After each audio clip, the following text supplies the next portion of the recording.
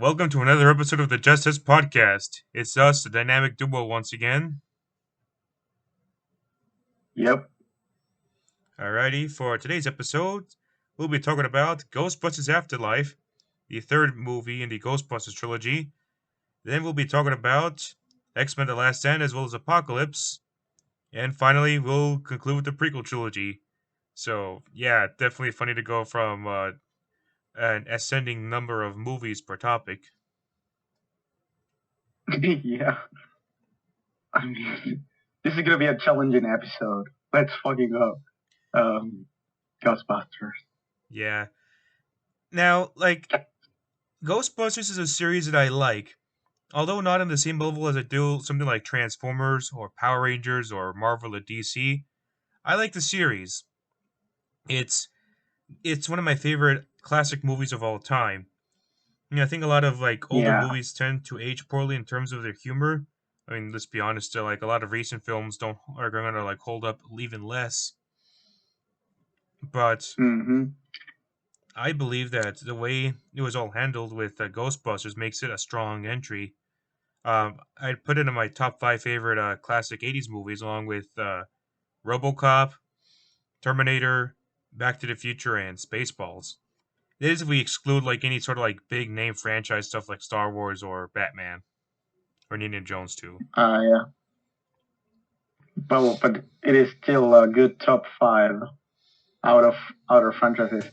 And yeah, Ghostbusters has always been like a very charming series as well. So I think it has like a significance in cinema's history, not as strong as others, like it didn't leave a blueprint as strong as others, but it still has like this attraction to it that a lot of audiences, even today, still want to watch them. And it's something that I curiously can't completely understand. I don't know about you. I personally believe that the film itself is like one of those other pop culture icons, but it's a very good one. Yeah. It definitely Yeah. knows how to win. It's over with the cast. It's definitely got a great cast overall. Uh, like I may not remember the names of them as much per se, apart from Egon because his name stands out to me the most. But I know for a fact that they each have their own layer to them. They're all distinct from one another. Uh, and they knew how to make the team work well, even with the new addition that we got halfway in the movie for the first one. Um, with Zedmore because he wasn't marketed as much, but while some might think that it might seem wrong that he wasn't marketed back then, I can at least say and that one of the pros of it was it was a surprise. I mean, this guy didn't seem like he'd be on the same tier as him, but he did, and Mm, that's how you build up a new character to add onto your team. yeah. Second movie, So yeah. sorry to interrupt, but yeah, second movie, many people really hated it. Um, I don't know. I never had the same nostalgic attachment. I mean, then again, I didn't grow up with Ghostbusters like the same way they did, so I never really got the same level of hatred for it. But I guess it was just a time period where they couldn't really know how to make a proper sequel unless they had someone that was as good as the guys that did Indiana Jones or George Lucas and Yeah. friends. Yeah. I mean, props to them for doing a sequel. I mean, for some films are afraid of doing sequels, like E.T., and others are very brave about it. I mean, apart from the other examples, I already mentioned Back to the Future, and they did a very good job with their sort of sequels. Yeah, well, I wouldn't say that Ghostbusters sequels is bad. It is actually a fine continuation, but it is also like hard to put out a movie that was so acclaimed 2 years ago, make a second entry, and that being as impactful as the previous one. And imagine how impactful the first one was. we're still getting Ghostbusters movies now, and it's all because of that first one, not because of the second, even less for the third. But you get me. It is still a big thing. Yeah, but hey, at the very least, I did enjoy the sort of like in retrospect reference to the film back when you remember Fairly Odd Parents where uh I'm not sure if they exactly put out the same gag where you live, but I remember when Timmy's dad was all like, "This is not a bulldozer. This is not a fudgesicle. And how is this Ghostbusters 2?" Yeah. Yeah, funny reference all around. But like, it makes sense now that I know what it is that we got because I didn't think much about Ghostbusters back then, but now I do. I'm like, oh yeah, they did mention that. Pretty good. Um, I know there's a lot of cartoons made revolving around the Ghostbusters, but I there is one like the real Ghostbusters that feels like a continuation of sorts, but I'm not entirely sure if how it exactly works. It's just kind of hard to track down, and more importantly, like I'm not sure if I can have the same sort of interest for it as others would. Mm. Um, but yeah, like it did its job, or they did a job all right. I know for a fact that Slimer is very popular in those shows, to my knowledge, and they did get a lot of toys marketed for them in Walmart. So mission accomplished, I guess. Yeah, I suppose. There was a video game made, I think, around the 20th anniversary of Ghostbusters 2, which at the time was meant to be a the third movie. Like it was probably meant to be like that even to this day. Like even with Afterlife being out, I think it's like pretty good on the whole. I mean, not one of my top 10 favorite video games of all time, but for what it is, it's a very good cash in, sort of like tie-in sort of thing. But then again, it's one made for the fans in mind compared to the older games, which are pretty much just rushed out of the market. I mean, you probably remember how the angry video game nerd thought of those. Yeah, I think I wasn't too attached to them, but I knew how it worked. Unfortunately, around the beginning of 2014, uh, like one of the members passed away, sadly. Which, Uh, yeah, I'm pretty sure you might remember when they broke out with the news. Harold Ramis, who we best know as like Egon Spengler, is one of those that we like didn't expect to pass away too soon. But it was a pretty sad time since like even the casual fans know the sort of like role he had, his sort of like contributions to um the Ghostbusters series. hmm It's like Yeah. it's like and it's kind of like the like how crucial a series would be without a specific without like a mainstay. Kind of like how with Mighty Morphin Power Rangers, the team is now incomplete without the actors known as Thuy Thing, who unfortunately was killed in a car crash back in 2001. hmm Yeah. I mean, we're speaking about uh, like a gap of time that it's quite extensive. So these tragedies are left open to happen. As sad as that sounds, yeah, actors die. And like we also have to like hold on to the main actors as much as we can because they hmm pretty much are like what makes a series go strong and are crucial towards making everything go smoothly. And unfortunately, that is not the memo that Sony got back in 2016 for the reboot, which I didn't want to review because I am not a fan of it. But if there's one thing I can like appreciate now is the fact that I understand the sort of approach the original films had with handling comedy. Um, like the thing about making humor is that you got to make it land, you got to make it work well. Otherwise, you end up with something that's pretty much just a 2 hour long Saturday Night Live skit that's not even funny. Yeah, what a curious movie. I mean, I'm pretty sure like the actors did what they can to enjoy the experience, but like I think they deserve better. They got Yeah, no, into uh, actually, I would guess that they had a great time recording that, but I don't know if it ended up being what it deserved to be, given how it is a Ghostbusters sequel.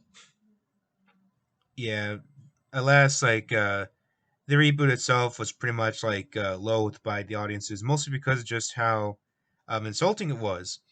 I mean, as someone that never grew up with Ghostbusters, like I said, I like pretty much didn't like it because I thought it was poorly executed in a lot of areas. I mean, they pretty much just, like I said, made it seem like a 2 hour long skit on Saturday Night Live. You got to give it some layers, man. And it says a lot that you have shows that are for kids that end up being funnier than um, the reboot. Hell, even modern day Family Guy has funnier moments, and by extension, modern day Simpsons.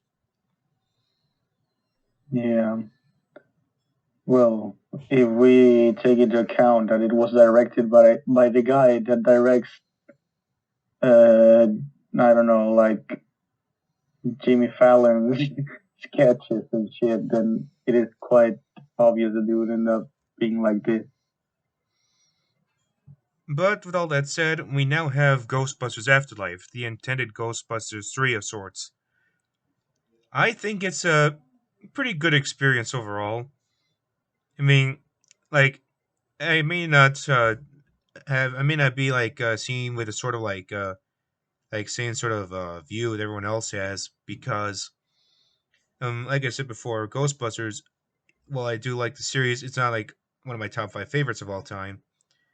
It's like in the B or C tier of franchises I like. But I enjoyed it quite a bit, honestly. Mm. Yeah, like I was kind of worried it'd pretty much be like Ghostbusters mixed with Stranger Things because I don't really like Stranger Things that much. I know there's people that like the writing of it as Yeah, well as like the darker tone, but it feels more like they prioritize all the '80s references and all that sort of stuff. Be like, oh, you guys remember like X Men? I mean, we know X Men at this point. Like you don't even like it's not just the MCU anymore. Like that exists. I mean, like fans of Marvel can look up the history. Like they have all the cartoons from the Fox Kids era on Disney Plus. yeah, and that is a crime that Stranger Things commits as long as it progresses into the series. And actually, the only season I completely enjoyed is the first one. Then the later ones were just okay. I don't know what else to say. So yeah, like I pretty much like agree with that sort of stuff. It's like it's like you're trying to like make fun of people if they don't get the references. Like they just rub it in your face. It's like, look, reference, guys, reference. Instead of it being clever, Yeah, like make a sneaky yeah. line, like be creative. I mean, I No, know. yeah, it's like they have a panic or a fear to make something that sticks and it also resonates with modern times and it's genuine and original now. But no, they need to go back because they are codependent with past products and insecure. I mean, you can always go back to that, but you got to make it work. Like when you bring back legacy Mm, yeah. characters for a big team up, make them look like they've like moved on from the past, but still feel like they're in character. Do less Luke Skywalker from The Last Jedi and more Tommy Oliver and Dino Thunder. Yeah. And I think that's the sort of feeling we get with like Ghostbusters Afterlife. Even though it's like an old series that's been brought back, mostly reliant on nostalgia, I can at least forgive them because they made it work as well as they can for a modern day film. I mean, Ghostbusters is nowhere near as expansive as the other franchises I know.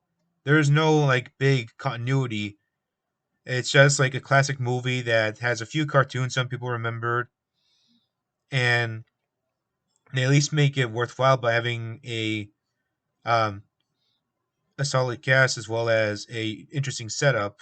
You know, it's sort of like, oh, long after the events of a previous movie, now we have like a modern day cast to digging up the history of their predecessors. Yeah. Weirdly enough, though, like I had sort of a similar feeling from looking all this up with like in the same way I did with Star Wars: The Force Awakens, which was another film that played around with nostalgia. Although, in defense of Afterlife, Star Wars: The Force Awakens could have benefited from being more creative instead of just trying to be like an HD remake of A New Hope with new characters. Mm. Shit. That being said, though, like I will say that the new cast we have is pretty good on the whole. Uh, like our main It is. protagonist, Callie, is kind of like the one that pretty much has a sort of torch pass on to her indirectly. Um, they're all pretty much just like relatives of like the new descendants of the Ghostbusters peeps. They do their job perfectly fine.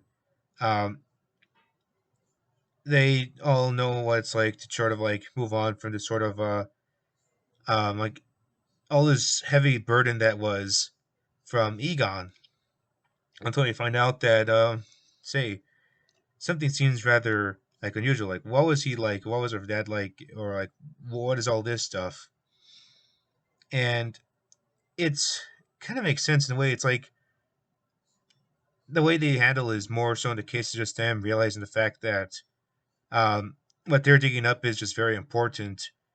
It's kind of like the way anyone would do such a thing if they were to discover something old. Like, imagine if there was a time you were looking through some antiques and suddenly you find a like the props of Indiana Jones, and you pretty much want to like learn more about the series and see if there's anything that you can like take note of from there.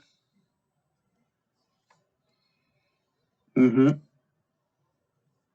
And But I think yeah. that's sort of the approach that they went with Afterlife in this case, especially now that there's a new threat that's popping up. But thankfully, they have not just like the new sort of descendants of Egon, but they also have a couple of people that are aware of the Ghostbusters,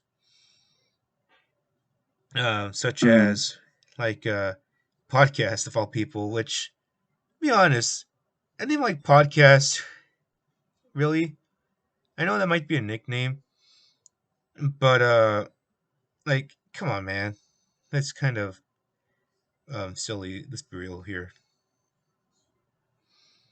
You criticize. Like for real though, like a name like podcast is just like one of those moments that makes me wonder what it is with these sort of um dealies that we got to deal with from things like that. I mean, it's kind of funny how like a lot of podcasts are pretty much just like for pop culture related stuff. It's just like um comic world or superhero time uh, or like avenging my ass world podcast dealy. Think about Bobby, but just That calling it would be a good podcast, one. it's just straightforward. It's like, nah, let's give him that name. Man, they found out that there's people that are like fans of the Ghostbusters, like they know the past, and they also realize the fact that Seth You Thread is know, pretty. you know how I would name podcast if I was in the Ghostbusters universe. Yeah. I would name it "I Bust a Ghost" podcast. Buster Ghost. No, that God, that reminds you of the line from Frogger to Request. We're getting off topic, are we? But yeah, Busting bad. Okay, go but ahead. yeah, we definitely go into like we definitely meet up with plenty of other new weird things that are going on within like the place they're in because Like the town is pretty much like getting weird earthquakes, and they're gonna find out what's going on to the point where they find stuff like Muncher and try and capture everybody, especially with like the fact that they also have to contend with not just getting ghosts with the old equipment, especially with the Ecto One, but they also have to contend with things like um, the way things are in Somerville. I mean, at one point they get arrested by the police, and like it's we find out at one point that that Egon actually was preparing for a new threat in case something were to happen, and nobody believed him. Like you ever know that sort of approach where someone's like always extra prepared, sort of paranoid about a premonition.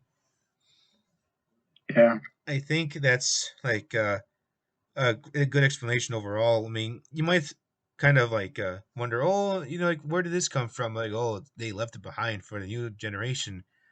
Or I might think, oh, what's this? Like, oh, this is something I had back then. But I believe it's time for a new individual to take use of it. Or they'll just explain, oh, I found this. There, like, what's that about a hand that came with this lightsaber? I don't know. Just take it for God's sakes. Warning: you might Yeah. get bad visions. Work for a narrative. Yeah. Still, that being said, they managed to make the most out of like getting things back together after all that. Um, they had to deal with things like mini puffs, which kind of cute little dealies that we got. I mean, Stay Puft Marshmallow Man's already a staple. I mean, if it's not the logo or the car, it might as well be, or even Slimer, it might as well be the Marshmallow Man. Uh huh. You got to say like real quick, I like the way he was handled in the 1980s. Not being CGI, it makes sense that he's like a practical thing. I mean, Yeah. he's not going to be fast paced like a transformer. He's just a big, puffy marshmallow boy who is thick in the right places. Yeah. I dig it.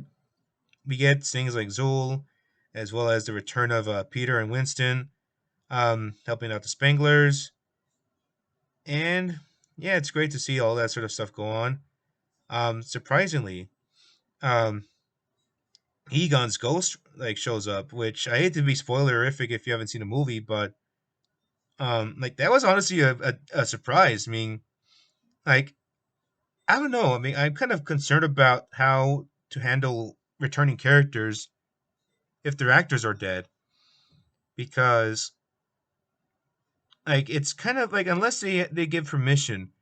Like how Robin Williams told everybody that he made this like signed a contract where no one can use his likeness for a specific amount of time Yeah.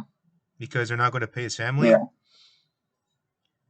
Yeah, that's something that unfortunately happened to the family of the actor that played um, Tarkin in A New Hope. They use his likeness for Rogue One, which I can't believe turns 5 this year, but honestly, who cares? Oh. Yeah, the likeness for him was pretty shitty. I mean, both him and Leia looked really bad in the movie. Um, I think it looked a little bit better for Egon, mostly because A, they weren't like going for a stupidly big budget like they were with Rogue One. B, Egon wasn't entirely human; he was more ghostly, so it worked better. And C, Hmm. they I guess you could say they weren't trying to be as like desperate for all sorts of fan service as they were. It was like more of a surprise, but still, it's weird, man. I mean, I hope they got permission from um, Harris's family. I know Lunar told me that they probably Yeah. did, but like it's just one thing I don't like about Hollywood and in general. Like they try to bring back these like icons, but they gotta first ask the family yes or no. And they better not even do a damn thing if the actor that later on passed away says no.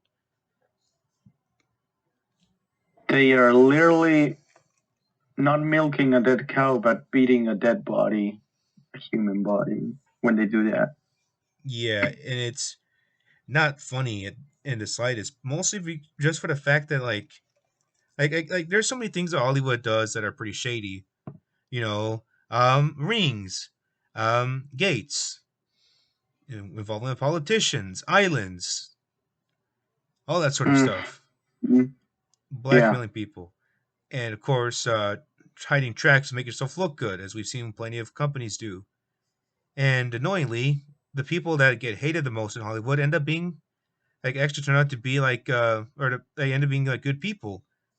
I mean, actually, that's not a bad thing. Like the people that get hated a lot by Hollywood elitists end up being like good people overall. And whereas for in most part, like the more famous people, the more like beloved individuals end up being pretty scummy. Yeah, let's clarify that when we speak about Hollywood, we mean the like world of Hollywood and not the general audience because that can be different at times. Yeah, But the world of Hollywood can actually create bad reputations and popularize certain opinions. That for sure. Not always, but they can. And yeah, what you said is very true. but all around, like I just hope that um his family said yes, so they got permission from it. Like Sony himself has been pretty shady at times. I mean, like I believe back in 2004, they were pretty much like paying reviewers to like do positive reviews for their more hated movies, but Yeah. it was like it's stuff like that that just makes me hope that this movie wasn't doing anything shady. But I don't think so. setting that aside for now, um, yeah, Ghostbusters Afterlife is not a bad movie. I mean, like I said once again for the last time, until we do a retrospective in like 2022, we can definitely say that it's not like the top 10 best movie of all time. I mean, like I don't have this sort of attachment to the series as much as I do everything else, but I can at least forgive it because there's not much else to work with for Ghostbusters. And if they try to reinvent it, it's either going to be really hard because the audience is going to be used to one thing, or people creating said version is going to insult the audience anyhow. So, yeah, Afterlife, even if it may be overlying the fan service, I can at least forgive it on that account. Yeah. I don't know what to expect for the future of Ghostbusters, honestly. Like, like my expectations are not that high or low, but perhaps we can just do like re-releases of the older movies. That'd be fine by me. Yeah. We should see. I think the movie is not doing that bad.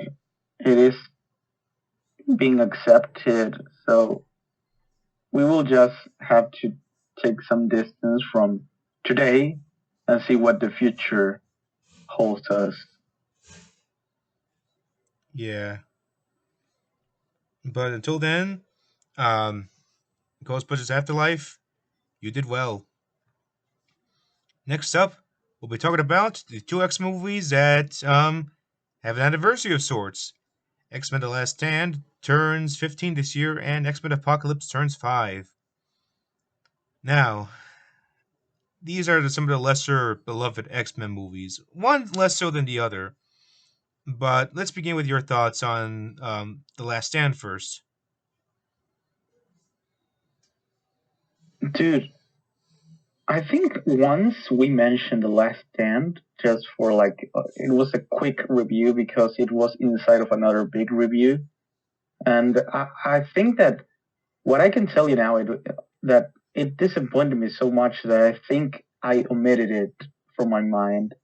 And I only remember certain scenes, but I just, I, I'm even disgusted by it at times. I'm sorry, but it is actually it. Like, that's a fact for my Hmm, part. interesting observation. But yeah, honestly, it's kind of hard to review The Last Stand because, like, personally, I don't hate it as much as you might, but at the same time, I already have my attachment set towards X2, and especially Days of Future Past. The thing Mhm. about The Last Stand is just how, like, clunky it feels at times. Like at this point, Yeah, the third entry of a comic book movie isn't going to be either piss poor, even more piss poor version of an already piss poor product, like with the Christopher Reeve movies, or majorly changed because the studio was not happy with the tone um, of the previous movie because it didn't do so well, like with Batman Forever. Like people tend to think, oh, like your casual audience can think, oh, Spider-Man 3 and X-Men 3 sucked because they're not as good as the first two. And then they go that sort of like, oh, but like the third movie is always the worst one. Like actually, those movies, like sure they might not be as good as the first two, but I think they're still fairly consistent. Like they are. Yeah, there's no compromise. I mean, Spider-Man 3, sure, you might have had a studio mandate for Venom, but it's not like they rewrote an entire script or backstabbed Sam Raimi. It was just, hey, we just want this one additional character. Sam Raimi didn't like Venom, but at least he wasn't being mistreated. yeah, With yeah.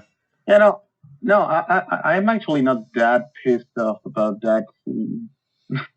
me neither.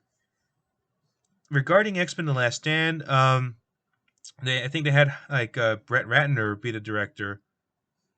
Yeah, Meanwhile, Bryan Singer, who is a creep, by the way, was busy doing the yeah, Superman Returns movie that I hate, which kind of resonates with him being a fucking creep. I mean, you weren't there when the yeah. when we when the episode was about Superman Returns, but I talked about how fucking creepy there was at some instances because of the certain suggestiveness that it had. Mm-hmm. Like Shit. there was a scene where it pretty much like focused on Lois's ass, which was fine, but at one of the close-ups, there's a scene that just had like the supposed bastard child of Clark and Lois, like his ass was pretty much like close to the camera somewhat when it was meant to focus on Clark. Like it's fucking Yeah. weird. And of course, as we found out, Brian It, Singer's a it, it fucking is. creep. It is a Joss Whedon move. Absolutely. Yeah, even before Joss Whedon got involved with movies, I mean, like I know he did Buffy the Vampire Slayer, but people were still liking him, and his creepiness wasn't as prominent until the 2010s. Mm, And yeah. like it's weird too when I think about it because like Brian Singer did a really good job with the X Men movies, and especially Days of Future Past. Then he shits out Superman Returns just because it's like his childhood. Fucking unbelievable. Yeah. And that was a dumb decision, but oh well. He was like the face and the first call for a superhero movie at that time, so it kind of makes Yeah. a bit of sense. Now regarding the Last Stand, I think it's all right. I mean, I personally didn't hate it as much. I did enjoy the fact that the characters are still once again consistent. Sadly, Cyclops gets killed because he wanted to try and be with Jean, who now looking back, he always yelled, Jane! Jane! But not as much as he did in the 90s series. Yeah. Um, yeah, as it turns out, Jean pretty much has a very powerful asset an extension to her known as the Dark Phoenix, which, if it was unleashed within her, she'd Mm. pretty much become an unstoppable force and would require as many mutants as he can to try and stop her, but she is overpowered. Uh-huh. Yeah, like she literally just killed Cyclops, and I was like, "Damn, he's fucking dead." And they left his glasses like floating around along with the debris. Yeah, yeah. Cyclops, honestly, kind of was.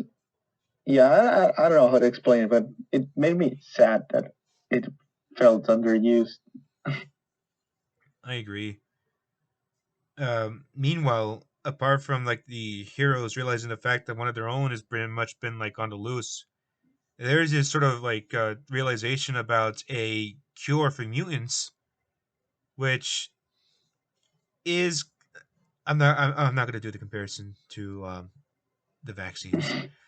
Let's be honest, like there's all the fucking shit out there that's going on. I just don't want to make the comparison. But what I will say is that Magneto pretty much hates the idea of it because it's going to strip them of their mutant respect, and eventually, mutants and humans can get along no problem. But it's just kind of like one of those things about Magneto where he hates the humanity, but he forgets that not all of humanity doesn't is to blame. I mean, I think there's people that just don't like mutants in general, but there's people that are willing to support them. I mean, families are willing to protect their kids from mutants, but I think it's mostly the higher ups that are against him because they fear that they are like either a missing link or an evolution or a potential replacement. In reality, they just want to coexist. Yeah. And um, it's kind of like what it's kind of like the thing that made me like Magneto even as much as we did in the original film. Like he was very committed to his goals. He may be a badass, but more importantly, like he's consistent because just the way he sees his own mutant race, he's willing to stick with it no matter what. And the cure being something that he hates makes perfect sense. That's something that even he saw with Mystique when she was accidentally cured of the mutant powers that she had. Magneto saw no use for her. People are most likely going to remember the scene like, oh, look, Mystique's naked. Oh, man, oh, they didn't show that stuff, or they didn't show this or that, but like, man, that's so, that's really good. That's fucking, those fucking perverts. Imagine being, imagine being like 6 years old, what, or imagine like 8 years old watching X Men: The Last Stand, and seeing Mystique naked in front of an entire audience. Can you believe the way parents would be like, Jimmy, shield your eyes?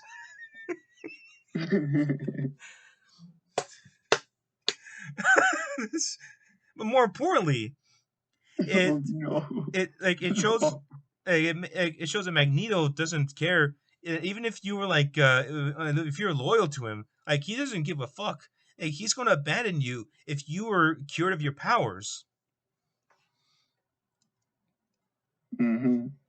Like that's something I like about Magneto. He's still very consistent overall as his character, and amusingly, he gets karma bitten in the ass because one like near the end of the film, he pretty much wants to like try and stop Wolverine and the X Men from trying to kill um, Miss Jean Grey, and like it was like a very heavy moment. Like it was crazy to see. It was kind of similar to like the sort of opening sequence where the mutants were training in Danger Room, which that's a pretty good sequence overall. I mean, we didn't get the Sentinels, but honestly, like no Sentinels isn't going to make the movie a 0 out of 10. There's other priorities, Yeah. but yeah, Beast pretty much like injects the the the mutant like the mutant cure to Magneto, and he loses his ability to magnetize anything. So he pretty much like got karma real badly. Uh, Uh-huh. Oh, I should mention the characters. There's so many characters to talk about. Kitty Pryde, too many, actually. yeah, That is one of the problems of the movie. There's too many things. yeah. Um, Kitty Pryde, I think, was the one that gets the new attention. I know Rogue was like more pivotal in the first two movies, but I think now it's Kitty Pryde. Angel's a new addition, but I mostly remember him for the fact that he's part of this rich company. And the opening had him like as a little boy crying that he has these wings that he tried to cut off because his father found out that he was a mutant. Yeah. I remember Beast more in general because like Beast stands out. People tend to complain that the Fox X-Men trilogy tends to like not have your comic accurate designs, but I think it's more fine for like the more prominent characters. Like you want your like Wolverine's going to be recognizable no matter what because the beard, the hair, the claws. Cyclops looks cool. Storm looks like what Storm should be. Jean Grey, not as doesn't have like a flamboyant outfit, but you at least get a sense for powers. Magneto looks like Magneto. Jean Yeah. Grey looks like Jean Grey, but uh, yeah, like they didn't have to worry about changing the Beast because he pretty much isn't one character you want to change up anyhow. Um, he's more studious in this version. I mean, X Men First Class trilogy definitely made him like much more a balance between his intelligence and his more bestial powers, and his agility in general. But there were moments where the Beast was like able to display his like own strength and um without just being overly studious type of person, which is appreciative. Yeah. Of note, the actor that played him, I forgot his name, but he also played Al, not Al, Stinky Pete in Toy Story 2, as well as Sideshow Bob from The Simpsons, and Harold Attinger from Transformers: Age of Extinction. Kelsey Grammer's his name, yeah, the actor's Kelsey Grammer. Mm-hmm. Yeah, it's kind of funny. I'm an X Men fan, by extension Marvel fan. I'm a Transformers fan. I'm a Toy Story fan, and I'm a Simpsons fan. So the fact that he's in four roles and four things that I like is amusing.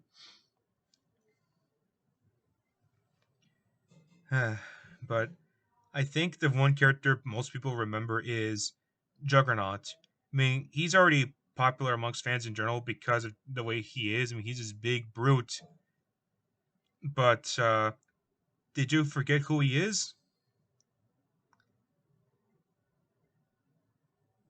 No. Well, someone's gonna say the joke. I'm the Juggernaut, bitch! He fucking runs over the walls and tries to chase the people down. No. No. That was, Man, I swear I omitted that. oh You see, man. that was one of the things that I omitted. Why? You know what's funny though? Like that's like not the movie's fault. It was actually something that they brought in from a meme that was around in the 2000s, where they just literally dubbed over like Magneto, like Juggernaut beating up somebody and saying the line like that's pretty much like how did I even get in the script? Was it meant to be like a callback to the fans? Weirdly though, Deadpool 2 had Juggernaut in it, but they never had him say that line. It's just strange. It's it's weird because X-Men The Last Stand's a more serious film, yet you have that sort of random line, and Deadpool 2 is more fan servicey, more comedic film, yet that film doesn't even have the line. It's like, what?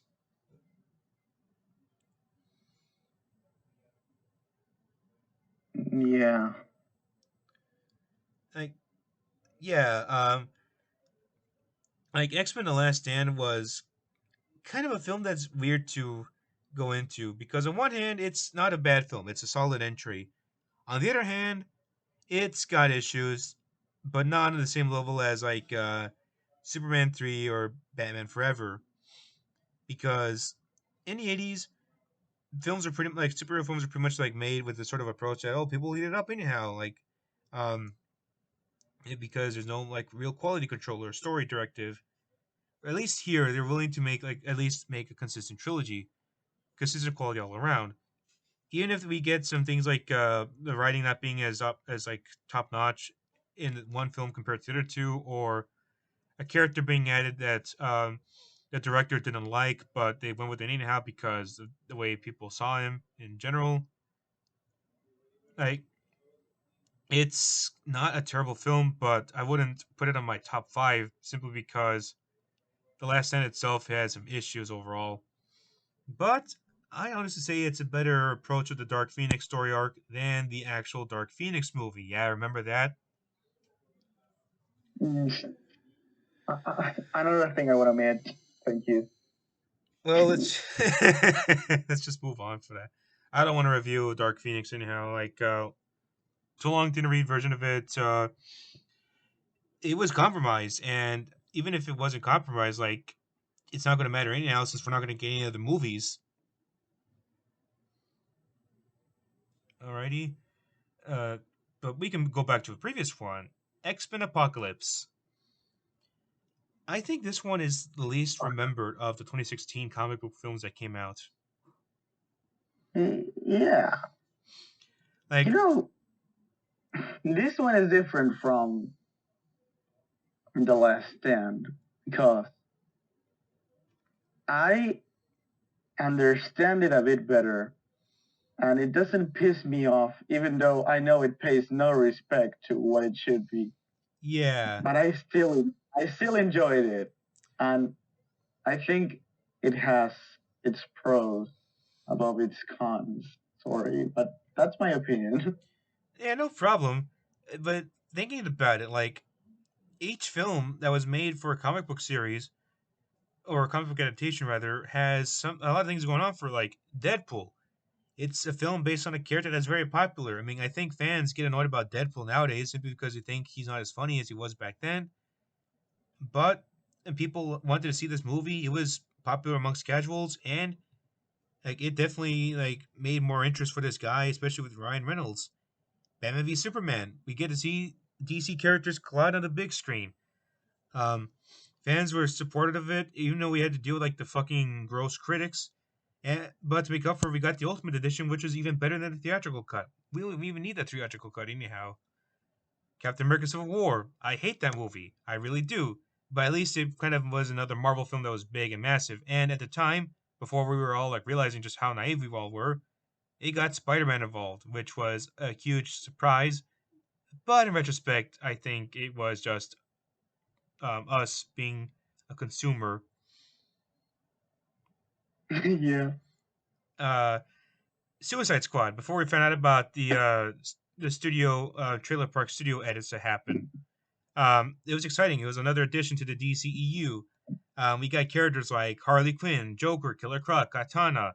The cool aesthetics were there. It was going to be this really um, bombastic film, and even if it was pretty much like altered to try to appeal to the same audiences that liked Guardians of the Galaxy, you at least get a sense that it was popular with like people overall.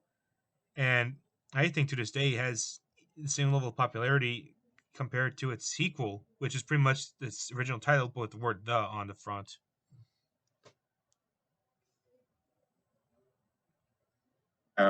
The Let's make a the of everything. And Doctor Strange, we just like covered Doctor Strange a while back, but that film still managed to be quite popular amongst people because apart from it just being another MCU film, it was quite an interesting one. It was a little different in terms of its approach, meaning it was neither um, frustrating like Age of Ultron, nor was it like messy like Thor: The Dark World, and it wasn't boring filler either like Ant Man. It was just a new experiment to the MCU to make it a bigger world, and I think it's going to be interesting to see what we're going to get from Strange in No Way Home as well as Multiverse of Madness.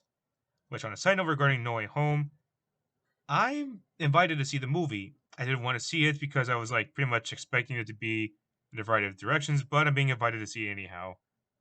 So that will be fun in a way. Yeah. You tell me once you watch it. Yep. So we pretty much listed all the things that made each comic book film interesting back in 2016. But what does Apocalypse have?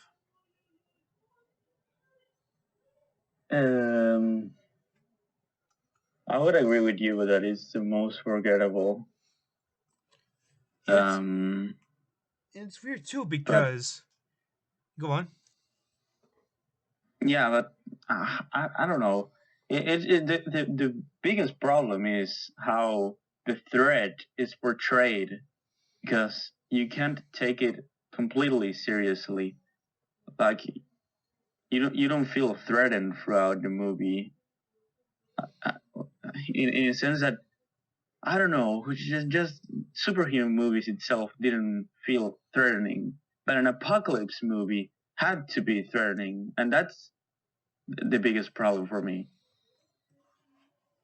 That and just the way he looks. You know, I get really annoyed when people be Yeah, like, man, like, Fox, what do you have to fucking assassinate your characters like that? Like they, okay, it's right and it's perfectly fine to complain about like the way they handled Galactus in the Fantastic Four movies because the fact that they try to hide up Galactus as this big stupid cloud instead of it being an actual threat is ridiculous. I know budgets were a thing back then, like comic book accuracy, taking stuff seriously, but like people were so like goddamn annoying when it comes to stuff like the fact that they're like, oh, the MCU knows how to make characters very comic accurate. But here's the thing, like it's a different studio. They're doing whatever they want. They can be as comic accurate as they want. I mean, it's gonna end up biting them in the ass anyhow. But one, that's their decision to be comic accurate or comic inaccurate, and two, don't act like you know comics either because no, you fucking didn't. You just watched these movies and then just made memes. Yeah, yeah, yeah. The comic accuracy movement is very hypocrite, but it Yeah, doesn't matter. it, I mean, if you're gonna see something portrayed in any type of media, again, I think I've said this a million times. You gotta respect some visions, you gotta respect readaptations, and you gotta respect that it may not be identical, but that doesn't mean it can not be cool and good. yeah, Sometimes it sucks. So, like sometimes, from what we know, from I don't know illustrations and shit, it fucking sucks. But I think most of the times, people who work behind that do a good job. yeah. Which is not quite the case for Apocalypse's design, which doesn't really look that great. I mean, It doesn't resonate, and again, it is not threatening, and it should. It should have like some type of mystic aura because the beginning of the movie is actually great. I don't know if you remember the first scene. I kind of I do. really like that first scene.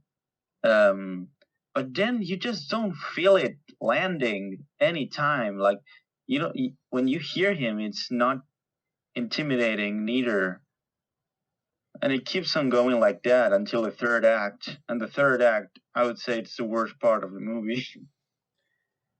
It just feels kind of like it's there. Like it's pretty sad too because we just came out after two really good X Men movies. We got First Class, which was a nice breath of fresh air amongst the original trilogy, mostly for the fact that we get ourselves the origins of these characters, but also in a different setting, different time period, and new cast as well to sell off the fact that these are younger versions of Mystique, Charles Xavier, Magneto. And years later, I find out the fact that a lot of like fucking losers like Shartimus Prime were like, "Yeah, we gotta boycott this movie because it's not the original cast." Yet they won't even say it, like bat an eye for like not just the Avengers not having an entirely comic accurate cast, but not they didn't even say a word about Justice League having Cyborg on a team, even though he's not like a JL member from the beginning. I know the New 52 made him that, but like it's just another like stupid ass Fox hating boner that they did. Surprisingly, Yeah, they didn't yeah. even say a word with DC, and not even Shartopus did. He was mostly like, "Yeah, Batfleck, oh, like Batfleck, oh, my ass hurts." I didn't even see him move it in a whole Well, scene, and they were already crying. Shartimus Prime. I'm using an example because he kind of sounds like the typical loud ass nerd. He eventually he liked the BVS a lot, but like man, he was so fucking unbearable in retrospect. Yeah. But regarding like the way it was handled, just like X Men Apocalypse is just like downgrade from the previous two films because I already mentioned the First Class being great, but you also had a Wolverine, which was like a pretty good entry. But why would I mention Wolverine? That's already a story of its own thing. Like it's an improvement over Origins. I should instead be talking about Days of Future Past, which was this big, like awesome movie overall. Wolverine's involved with it. He's connected the current world with the past world as they try to prevent the sort of outbreak of the Sentinel drones, which turn out to be a massive failure against humanity. Mm-hmm. But there's like actual Yeah. tension going on. He has to like make sure that like Rogue has like everyone I forgot who it was that was like controlling him. I know there's like the Rogue cut, which doesn't quite make as much of a contribution. But you have stuff like everyone's like trying to keep Wolverine involved, like connecting him to the past, so they can try and get him to um like prevent this sort of catastrophe from happening. Um, the Sentinels are going to hunt them down. Like it's crazy, but it pays out very well because you have a very strong story. On top of it being like a massive fan letter to the people that loved the previous X Men movies and wanted a great story, and you can always say that it's a good conclusion overall to the original trilogy and its characters before we get to Logan, which is kind of a sad finale. Yeah, it is a conclusion. Yeah, I would say that Apocalypse missed being as grounded and credible as as the previous X Men movies from the franchise. Yeah, like it's like they spent all their resources on um not just making Deadpool feel like their biggest project yet, but also by trying to like ruin the shit out of the Fan Four Stick. I mean, Apocalypse is still a better movie than Fan Four Stick, but that's not really saying much because it's like if Apocalypse was like a C plus movie, Fan Four Stick is like an F minus. Yeah, yeah. Oh shit. I suppose the cast itself is pretty good. I mean, like many people were excited to see the likes of Jubilee and Psylocke, which their actors did an alright job. I like the fact that we have characters like apart from the usuals that we got previously, like Beast, um, as well as like Charles Xavier, Magneto, the Wolverine cameo. It was cool to see Cyclops show up as well as Jean Grey and Nightcrawler too. He was a surprise. I dug Nightcrawler in X Men 2 quite a bit. Even though people were like, "Oh, like, he's missing his religious stuff," like it's a 2 hour movie. It's its own universe. Shut the fuck up, nerd. Mm. Yeah, yeah, But like, it was good stuff to see all around, and of course, it began these sort of like every like the actors must get ready for, or the characters must get ready for future threats. And I think my favorite part is just when it ends, everyone's in their uniforms and they're about to take on the fake Sentinels. It's good stuff for that sort of thing. But yeah, like I think Apocalypse just ends up being fairly negligible to people. Like it's not a super obscure movie. It's just like yeah, it's there, it exists, it's okay. yeah. Uh, One thing that definitely is going to be remembered by many, if they're like the sort of like people that try to fight for certain things, it'd be the fact that people lost their shit over posters promoting Apocalypse strangling um, Mystique, which yeah, it's a bad like yeah like it sucks, but thing is that it's supposed to be a bad thing. I mean, it's not trying to like degrade women. It's just showing the fact that the Apocalypse is a fucking dick, and he's got to be a bad guy that we all root to destroy.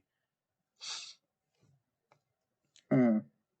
I mean, people wouldn't bat an eye if it was Charles Xavier that got killed or was being strangled by him.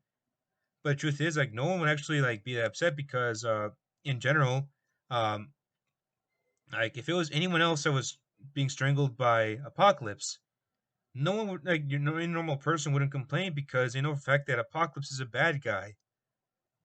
I don't remember all the details, but I do remember the fact that people thought it was like sexist when in reality it's just like proof that this guy is a fucking dick and needs to go. Then again, like you got to get some clout anyhow instead of trying to deal with actual like issues like PETA. Yeah. Peter Bread. So yeah, I think we all have different points of views on like each film. I enjoyed X Men: The Last Stand okay, while you weren't a fan of it. While you were pretty much enjoying Apocalypse, no problem. I thought it was okay, but not mind blowing. That's fine because Yeah, I think our opinions are not that far away, but they are opposites in comparison to the two movies. but that's fine either way because at the very least, we can all agree that the first two X movies are pretty good. Um, we also have like other great hits like First Class, Wolverine, Days of Future Past, Logan, And oh yeah, I actually can't wait to like review the Wolverine trilogy next year. There's a lot to talk about with that character because if there is a comic book character that deserves to like have an unbeaten like role as being the most fulfilling superhero role we've gotten, it's got to be Hugh Jackman's Wolverine. Yeah, But that's a story for another time. So yeah, I'm gonna rate The Last Stand as a 7 out of 10, and Apocalypse as a 6 out of 10. same, but the other way around. And finally, we'll be talking about the Star Wars Prequel Trilogy. Now, last year we did a huge Disney Star Wars retrospective, mostly talking about the things that they've contributed towards since 2015, or earlier than that. But when it comes to the Prequel Trilogy, we'll mostly just talk about the movies. Don't worry, we'll talk about the Clone Wars and any other big time media some other time. Now, I think this is the one we all like saw very first. I mean, what was the first of the Prequel Trilogy you saw back then?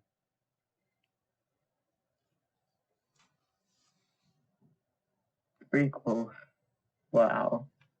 Um, Messy, but likable. Yep, but sitting here to the side, like, what was the first one you saw back then? First, I know I actually watched them in order.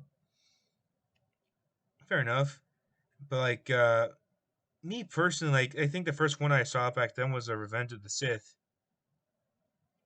Oh, Yeah, like back when I saw like my friends, or my cousins actually playing Star Wars stuff, like I found out about Revenge of the Sith. Everyone's like going to my cousin's house to watch the movie or play Battlefront 2. It was great stuff. Like we had lightsaber toys, we got merchandise. Like if it was like like it was just fun. You know, everyone was like dressed up as a Star Wars character for Halloween, and it was just great. Um, and then I went back in 2006 and rewatched the other films for the first time. I got Lego Star Wars a video game, and I thought, you know what, let's watch the movies. And I got the Phantom Menace and Attack of the Clones. Then from there, I saw the original trilogy, and the rest is history. damn. Yep. Well, now that I think about it, I think that first I saw that famous scene of Darth Vader was like, no, like a whole week. And I said, why did I start doing that? And it was like a kid, a 10-year-old kid probably, or an 11-year-old kid. And then I looked up in depth the Star Wars movies. I ended up watching the first one and the second one, finally the third one, and then I saw the old ones, and yeah, I fell fucking in love with it. You sound kind of muffled. You think you could try and get your like mic close to the mouth? Dude, it's actually here. Oh, that's weird. But anyways, yeah, like there's definitely a lot of nostalgia to have. I mean, you pretty much was like just from watching a Yeah, clip of the Revenge of the Sith ending, whereas with me it was just like huge event, super exciting to have the relatives just enjoy Star Wars. Um, cool. and then of course I got a lot of merchandise from there. It was big because like I remember so many things from like just the commercials, the merchandise that was there from like the cereal where they had the light up spoons that had lightsabers. Burger King had this badass promo where there's like a cardboard cutout Damn. of Darth Vader and all these cool looking like bobblehead looking toys. Wait, wait. Change of topic. Do you remember the Burger King toys for Spider-Man 3? Because Yeah, I think that around that yeah, time I was the happiest kid alive. yeah. You show me like your color changing Spider Man, which I think is like it's like genius because um Yeah. like you can have like a regular Spider Man and having like the black outfit without like having to get another one. It's like two toys in one. And that's awesome. Mm-hmm. But regarding Revenge of the Sith, like it was definitely the film that got me into the series, but I think we saw the other film franchises as well. So why don't we begin with the Phantom Menace? Oh, I can make it short. I think that the Phantom Menace is fucking epic when it wants to. Like, it is probably at times the most epic one, but it can become so boring and dull Yeah, and exhausting. And the second one does it even worse. That, but overall, you watch the movie and you say it is worth it. I don't know why.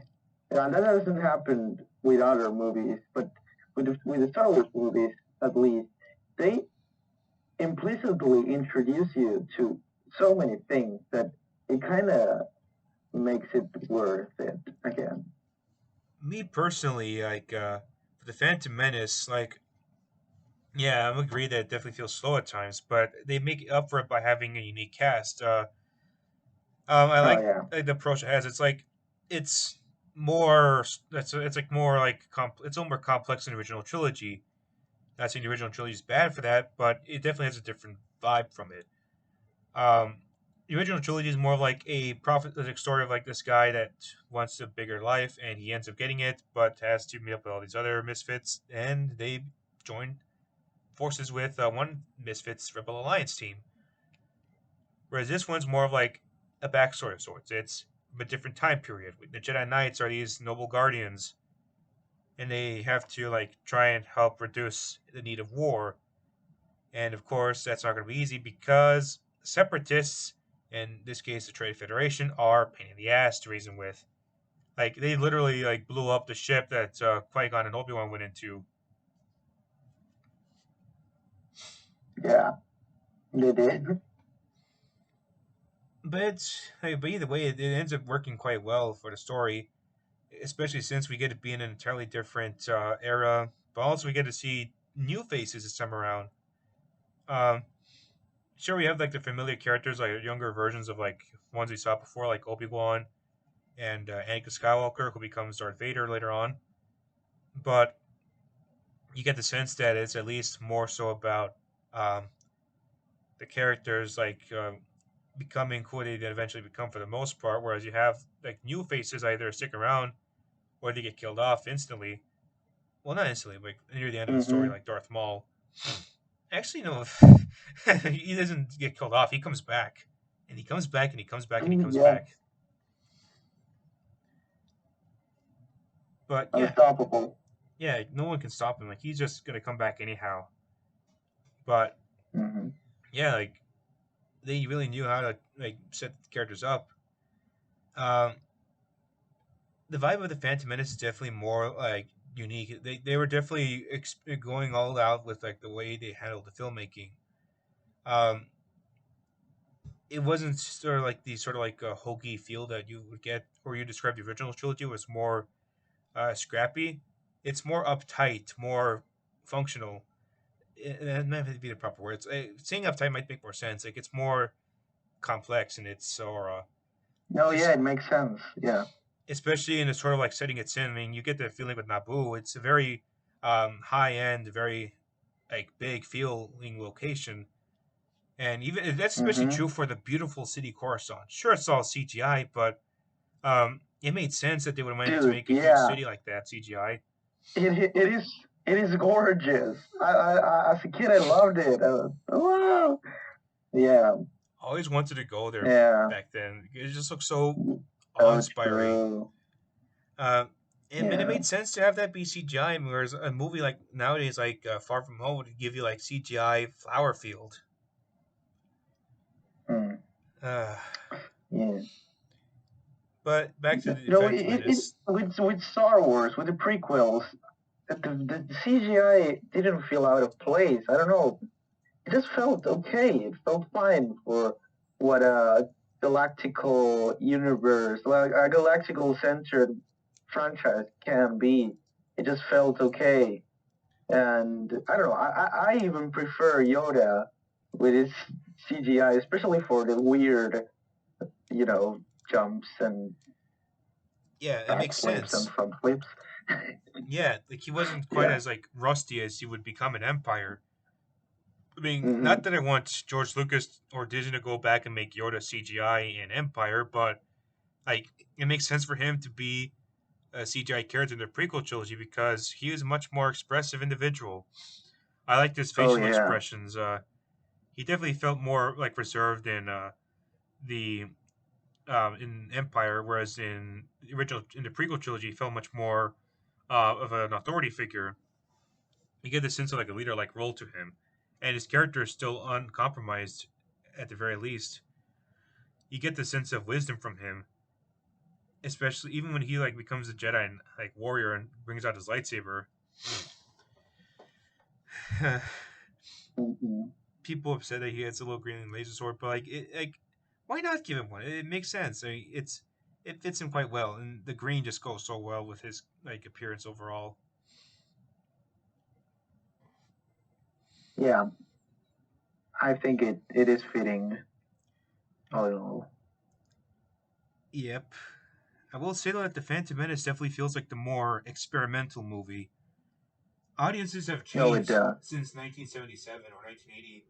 I mean, admittedly, 1980 definitely had a more weird feel, whereas it had a more a more consistent tone, but it definitely had like the more jovial Ewoks, which these Hmm. cuddly teddy bears were definitely I think they were there from the beginning anyhow, but you definitely get the sense that they were like there for market for like to try and make it more like kid friendly because they made a fucking series about Ewoks and that, like, they made two movies, like two live action like TV movies featuring Ewoks as characters, and they made like a cartoon series in a vein similar to the Smurfs or Care Bears with Star Wars. Hmm. Yeah, they weren't on the same level as the Clone Wars. Let's be honest. Then again, No, different time period. Um, different time periods. But yeah, yeah, I would agree. The most experimental one and the most tone defining one was the Phantom Menace, and then Attack of the Clones feels like a bridge, a very dull bridge, but at least it doesn't fall into a dark pit. So I am still not ungrateful of that movie. Still, it is like the build up for yeah, what an amazing movie Revenge of the Sith ends up being for me personally. I know people don't like it that much sometimes, but it has a big repercussion. It had a big repercussion and a big significance for me. So yeah. in my case, yeah, I love it. But like you can definitely see it with the Phantom Menace, where yeah, like, apart from the varying audience members, like you had kids that might relate to Anakin because like the pod race and stuff might be very toyetic. You had Mm-hmm. little kids that might find Jar Jar Binks funny. I think he's okay, not my favorite character of all Me too. time, but yeah, I enjoyed him at times. Thinks I fucking love him only because of what he caused in this world. He's like a whole phenomenon. Only he could make the people in this world go so crazy. I adore Jar Jar Binks. Like this guy, like Fuck it. yeah, well, it's too early to talk about it too, but like the fact that he indirectly made the events of the original trilogy happen is just insane to think about. You are right. No one else can like mimic that. That's nuts.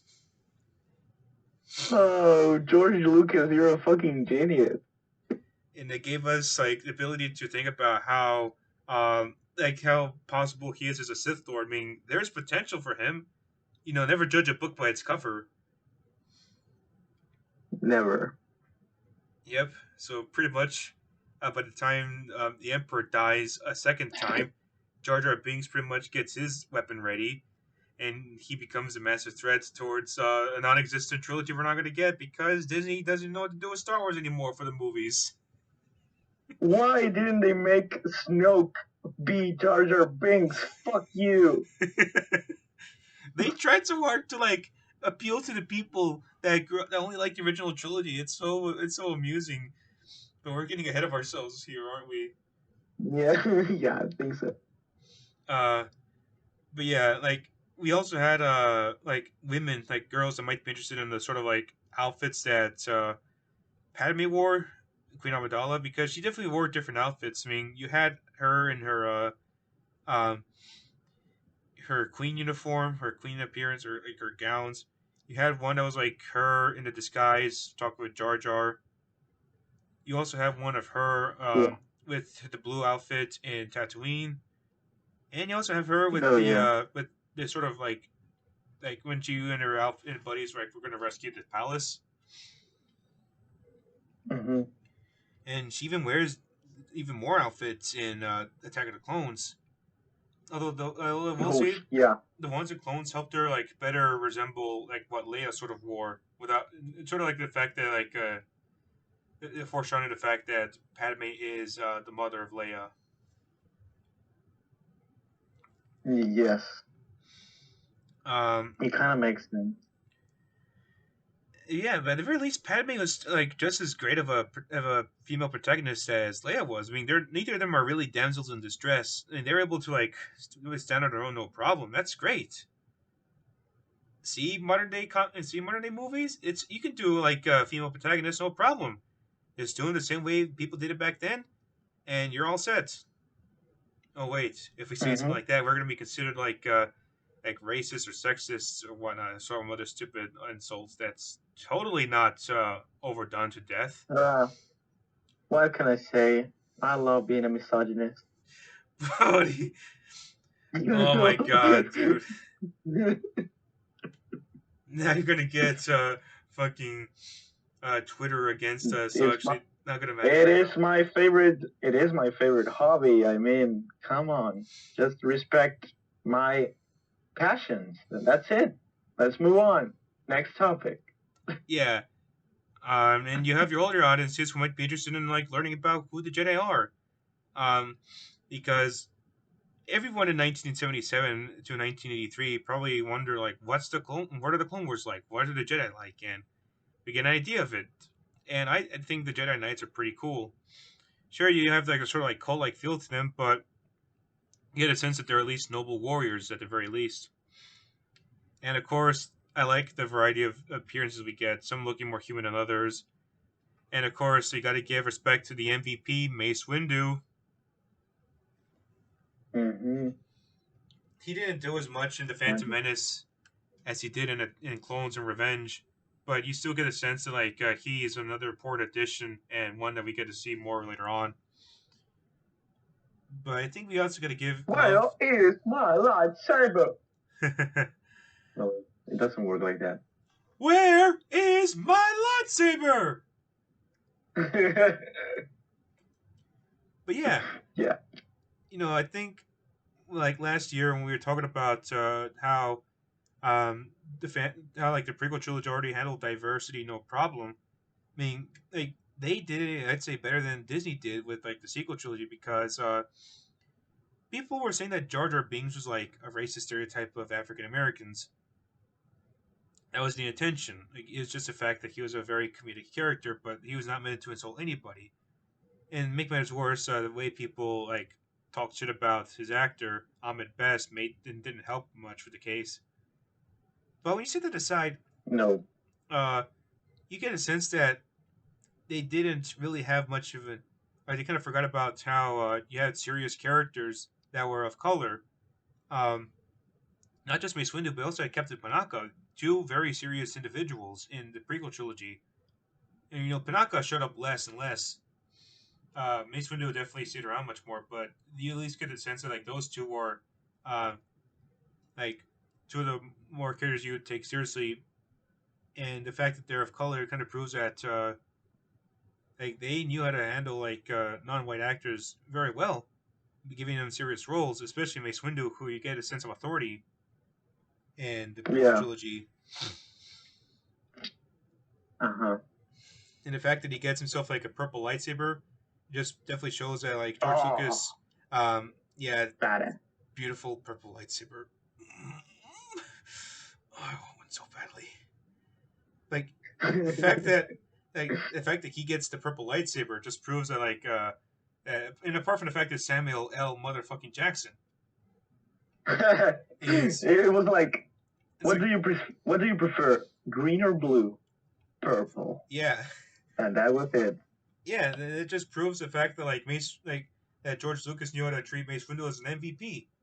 Unfortunately, he Hmm. died in Revenge of the Sith, but I do have a small sliver of hope that he comes back in some way, shape, or form, and still hopefully being one bad motherfucker in the future Star Yeah. Wars,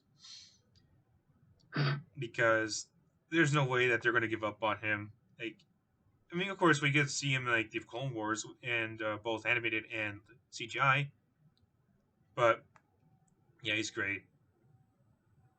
We definitely went a lot further with Mace Windu. Anakin's character, I gotta say, like, I know people didn't like it that much, but it made sense apart from the time period that we had. Um, I felt bad that Jake Lloyd got made fun of by the people that hated him, and it definitely gave him like a negative feeling towards his role and by extension the prequel trilogy. But none of this I was mean, his fault. he's a bit of a accomplice or responsible for all the consequences later on. But Window is badass. He's fucking badass. Let's go, Window. Additionally, like they at least knew how to make Anakin Skywalker's character go further than what we have. Like uh, we were able to go into a much older Anakin Skywalker and Attack the Clones, which is fine by me. I mean, we weren't really going to have to wait for like Anakin Skywalker to have a sort of age in between. Plus, you get a sense that I mean, it's weird to explain because I'm pretty sure people are like, "Oh, why didn't you have Anakin Skywalker be like a teenager uh, in like in the Phantom Menace?" Like again, the main idea was just the fact that they were trying to experiment with different audience members of mine. They saw what worked and didn't work, and they were able to take what worked and expand further on that. Um, and think too, because you get the feeling that like Attack of the Clones and Revenge of the Sith are proof that the films like mature and grow up along with the audience, which I don't think is a Hmm. concept we get that often these days. No. Like usually a series is made for a very specific audience group of like age group. Sometimes it's going to be like your typical series that just exists, like Planes, which is there. No one they're just going to cater to the next group of 5 to 7 year olds after um, the other ones lose interest. Whereas at least a Yeah. series like the prequel trilogy knows for a fact that its audience members are not going to stay the same age forever, so they're going to take previous things from the Phantom Menace that would connect with them more and make it go further than that with the story, and the tone of Attack of the Clones. Like people wanted to see more war in Star Wars, so we get ourselves the Rise of the Clone Wars with the sequel. We get to see a more complex story involving Anakin Skywalker and Padme Amidala. It's not 100% perfect, but you at least get a sense that there's um, like inspiration behind the sort of conflict Anakin has within himself, caring for the ones that he holds to him dearly.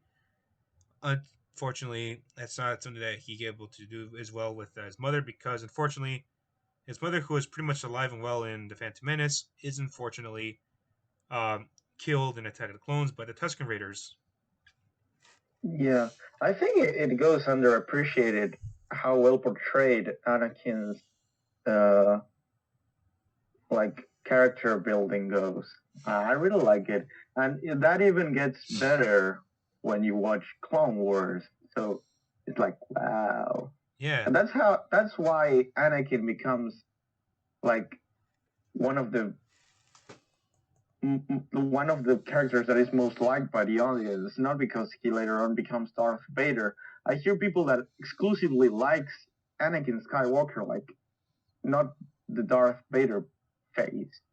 And it makes a lot of sense because, dude, he goes through so many shit, and it yeah, is quite admirable that then you see him succumb, and how heartbreaking that is. yeah. Like I can agree with some people to some extent when they get annoyed with him being like annoyed about Obi-Wan is treating like not seeing eye to eye with him, and when he talks to And Padme, Sam, yeah, and Sand too. But I like the scene when he was like upset and he was like telling Padme that he killed the Sand People, not just for the hell of it, but because like they took away the life of his mother, the one human being on Tatooine that he cared for immensely. Like that's something normal to react Hmm. to. It's like lay off of him, you fucks. Like that makes perfect sense for him to be upset about. Um, Yeah.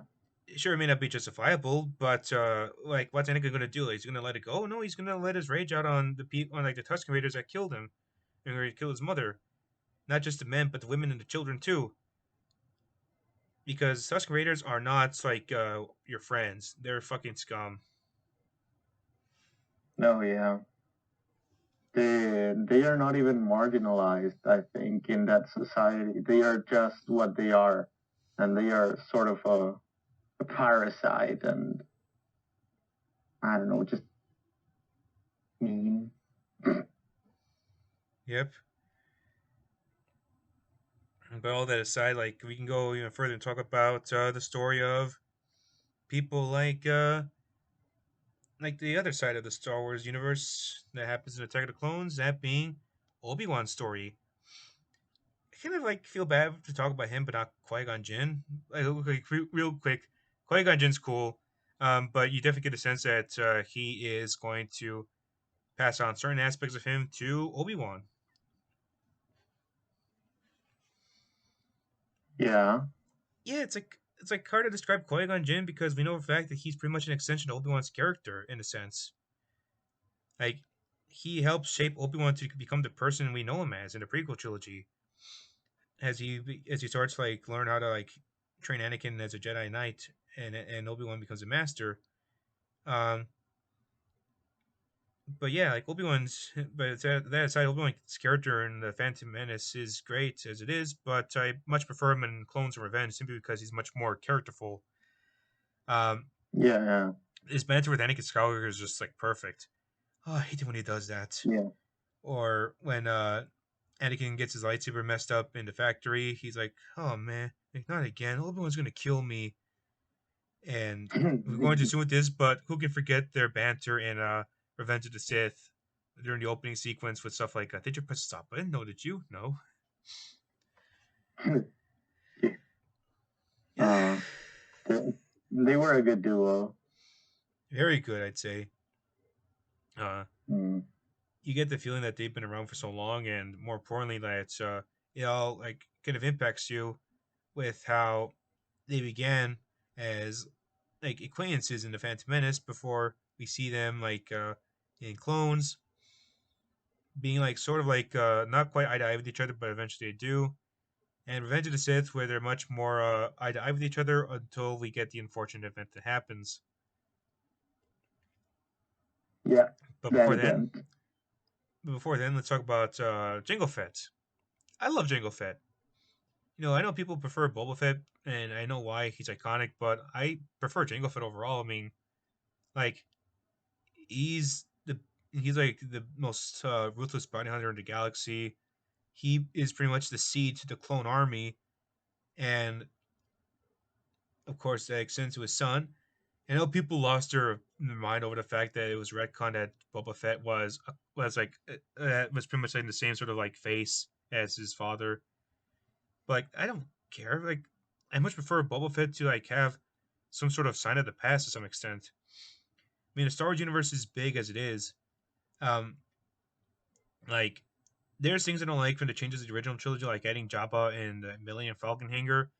And there's things that I do like, such as connecting the prequel trilogy to the original trilogy with Boba Fett by having him have a new voice and face. It's like he's part of Yeah. this like, long forgotten past. It's still around to some extent. They definitely phase out the clone troopers in favor of stormtroopers, which bad idea because stormtroopers can't fucking aim for shit. Nope. But yeah, Jango Fett's awesome. Um, it was cool to see him take on a Jedi Knight because like he could have been easily been taken out, but no, he's kind of a pain in the ass. Eventually, he gets taken down by Mace Windu, who gets his head chopped off. But you get a sense that it makes sense in a way because of just how like more masterful Mace Windu was. He wasn't given the sort of like out of nowhere surprise Obi Wan had back in Camino. But yeah, Yeah. uh, great stuff. Loved Mace Windu, loved Jango Fett, and the Droid Factory scenes were pretty crazy. But I think I liked the arena much more. It was epic, man. I know Gladiator had a similar thing too, but for Star Wars, I think they did a great job of making it feel like its own thing too. I love the inclusion of the Jedi Knights taking on the droids. But I also like seeing how Anakin Skywalker, Obi Wan, and Padme try to outsmart the beasts before Mace Windu showed up and was saying stuff like, "This party's over." Mm. It's great stuff, and it's even more exciting when we get the gunships and the clone troopers. Like they look so fucking awesome. Like hot take, clone troopers fucking rule, and stormtroopers are kind of lame nowadays. I mean, I know they're iconic, they're a staple of Star Wars, but like I like the personality of the clone trooper helmets, the suit designs, the colors variations. Their gear is just so much better too. You have a more distinct voice as well, and you also have like the fact that each you have like unique characters to them as well, like Cody, Rex, Fives.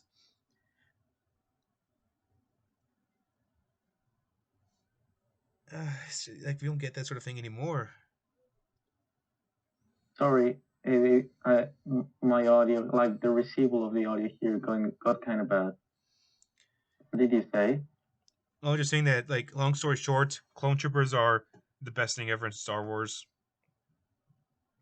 Yeah, Yeah, like it makes sense too, because it was kind of like around a time period where sci-fi was expanding itself. I mean, like Star Wars is already moving on from the sort of like beep boop feel that we got from Star Trek. So why not go a step further and be alongside the likes of a franchise like Halo and make your sci-fi stuff feel more militaristic? Oh man, yeah, I want to see Master Chief and some yeah. Spartans lead a group of clone troopers as well. That'd be so fucking dope. Oh yeah, it felt more. It had like so much political and military weight. You felt it. It felt like an actual Yeah, bellical war and all out boom pow. yeah, it's done so well. And it even goes even further with not just the good guys are trying to find a way to reduce the threat, but with the villains as well. Like Count Dooku, I think is an amazing antagonist. I mean, unfortunately, he does die in Revenge of the Sith, but it makes sense. But he's this very unique individual.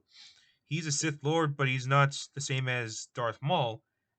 Like Maul is much more of like a rage-filled individual, whereas Count Dooku is more reformed, like more refined of a character. And Yeah, you get the sense that like even if he has a sort of like same levels, it's kind of amusing to see him go down in Revenge of the Sith. Which let's get to that now. Opening sequence is perfect. I love the Jedi starfighters over there. It's kind of weird to see, like in some ways, weird to see the Jedi Knights without any like space gear on them, but whatever. Their interceptors are beautiful, deal with it.